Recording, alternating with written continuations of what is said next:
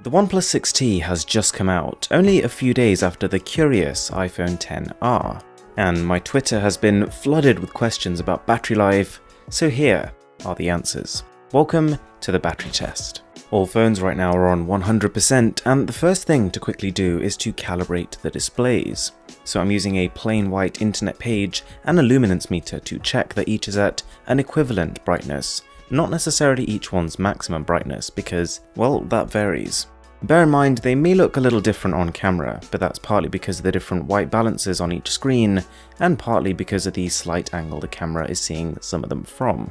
First things first, we're pulling up SoundCloud, and I've set the volume on each phone to an equivalent level, because just like with the displays, there's quite a disparity here. The OnePlus 6T has a single downwards firing speaker, whereas all four other phones have some sort of dual speaker setup. Moving over to Twitter now, and in this video generally we're going to try and simulate not an extreme scenario like we usually do with pure gaming and benchmarks, but more of a typical usage case, with music, social media, and then some games. So thumbs up if that is something you prefer, because, well, it takes a hell of a lot of time to film. The iPhone XR has already fallen into last place, which is kind of a surprising result because typically iPhones tend to show a higher battery percentage towards the beginning as they are starting to deplete. Now moving over to Facebook, because let's be honest, social media is probably where a large portion of your smartphone usage time goes. And I'm really curious to see not just the OnePlus 6T, but also how the Mate 20 Pro performs, because whilst I've been using that as my main phone, and we already know the battery is pretty great, I'm yet to do a side-by-side comparison like this. But on paper, it's got a lot going for it, the largest capacity of the bunch, and an efficient 7nm chip. So let's see. So far, looking at the current results, the OnePlus 6T is doing pretty well. It's pretty much on par with the XS Max, the Mate 20 Pro, and the Note 9, which are all sitting there in one cluster together. And one of the main reasons for this is the display resolutions. You might notice that for this test, as most of the phones are running at closer to 1080p, I've set the Note 9 and the Mate 20 Pro, which can have their resolutions adjusted to default Full HD Plus resolutions. In the past, I have used the Note 9 on its maximum Quad HD Plus setting, so it'll be interesting to see if changing it back to stock allows it to beat out the XS Max, as well as how it compares to the new 6T. Right, so nearly 2.5 hours into this test now, and you'll notice the iPhone XR has been completely left behind, which is a bit of a weird result, because the iPhone XR is claimed to be the best iPhone for battery life ever. Its display size and resolution are lower than the XS Max, and this is only the second charging cycle on the phone, so there is zero room for the battery to have deteriorated here. But there are a few potential explanatory factors. This phone's battery capacity is the smallest of the bunch, and while iPhones can typically make do with less capacity, the XR is the only phone here to use a power-hungry LCD display. But even then, this alone doesn't explain the sheer size of the gap we're seeing, and my suspicion is that a lot of the other tests will have used all phones on their maximum brightness. Whereas because the XR's display isn't quite as bright as the others and its viewing angle's not as consistent, I've had to set its brightness percentage higher, and this is most probably working against it. Bringing attention back to the Android phones, you'll notice the Huawei Mate 20 Pro has now got a slight lead over the Note 9, which in itself is slightly ahead of the OnePlus 6T.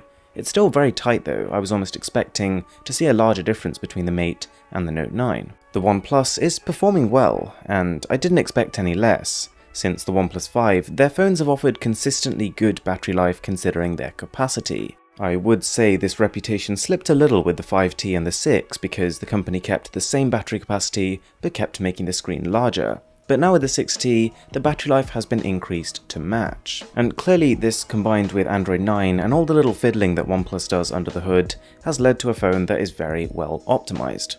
So we're nearing the 5-hour mark now, and the iPhone XR, well, really both iPhones are a fair bit behind the other three Android phones. But a few things to bear in mind. Firstly, that the three Android phones we are comparing them against are pretty much the best of the best, which is making it look like the iPhone's completely failed when actually it's all relative. Not to mention that even though in this test we're not doing benchmark after benchmark, this is still a demanding scenario. We've got the Wi-Fi on, we've got Bluetooth on, we've got brightnesses all set to high, and even the speakers on. Also, because the OnePlus 6T has only a 1080p display, and the Mate 20 Pro and Galaxy Note 9 have been set to 1080p, this makes the iPhone XS Max the phone that is pushing the most pixels, not to mention the one that is doing it across the largest area. As we near the end of the test, I'm just going to speed up the timer to finish it off quickly, but notice that the OnePlus 6T and the Galaxy Note 9 have lost a massive chunk of battery here. Whether that's the gaming or the video compression, I'm not too sure, but either way, it puts the iPhone XS Max ahead of the OnePlus 6T. Mind you, that's hardly an insult. iOS 12, which is what that phone is running on, is very efficient when it comes to battery management, and the same can be said for the A12 Bionic chip that is powering it. It's not long before the XS Max then goes, and this leaves the Note 9 with just a couple of percent left, and the Mate 20 Pro, which now has a pretty substantial lead and is sitting at 12, well, now 11. The Note 9 is now finished with over 7 hours of on-screen time, and if we fast forward a little bit, you'll see that the timer actually runs out before the Mate 20 Pro does. This is the first time I think this has ever happened on one of these tests. So to continue to keep track of the phone, I've had to look at the actual time and then work backwards from there. So yeah, there goes the Huawei Mate 20 Pro, and that leaves us with the results.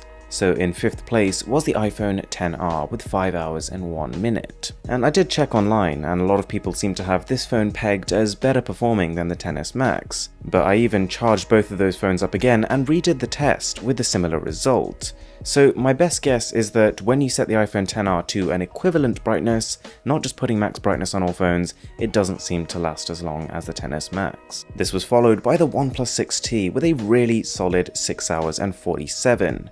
About 9 minutes later, the XS Max finished. And remember, whilst what we've done here isn't an extreme usage case, it's definitely an above average one. So each of these top 4 phones I'd say has got very strong battery life.